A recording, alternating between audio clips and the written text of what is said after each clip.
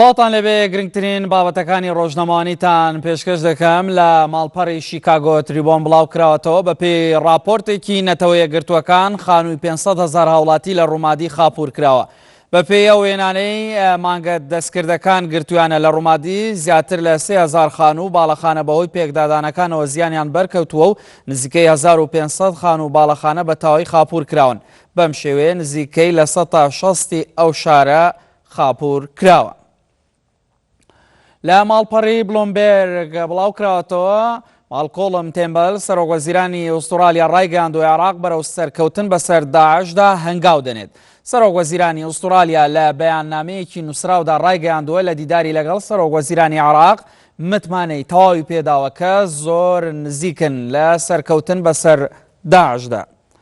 هەروەها لە ماڵپەڕی و هەروەها لە ڕۆژنامەی گاردیانی بەریتانی بڵاو کراوەتەوە بەرپرسێکی وەزارەتی دەرەوەی ئەمریکا کە نەیویستووە ناوی خۆی ئاشکرا بکات ڕایگەیاندووە 3 هاوڵاتی ئەمریکی لە عێراق ون بوون و لەگەڵ بەرپرسانی عێراقی لە پەیوەندیدان بۆ دۆزینەوەی ئەو هاوڵاتیانە.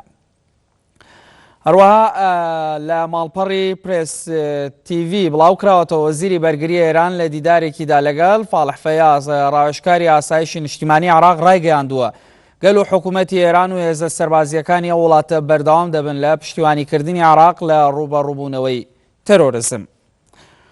لە واڵ ستریت جۆرناڵی ئەمریکیش هەر سەبارەت بە ڕووداوەکانی سەری ساڵ نووسیوێتی لە ئەڵمانیا لەو ڕۆژنامەیە باز لەوە کراوە پۆلیسی ئەڵمانیا ڕۆژی یەکشەممە 40 کەسی دەستگیر کرد کە زۆرینەیان خەڵکی باکووری ئەفریقان و تۆمەتبارن بە هێرش و تاوانەکانی سەری ساڵ و ئەمەش پرسیاری زیاتر دروست دەکات لەسەر ئەو کۆچبەرانەی لە وڵاتانی باکووری ئەفریقاوە هاتوون.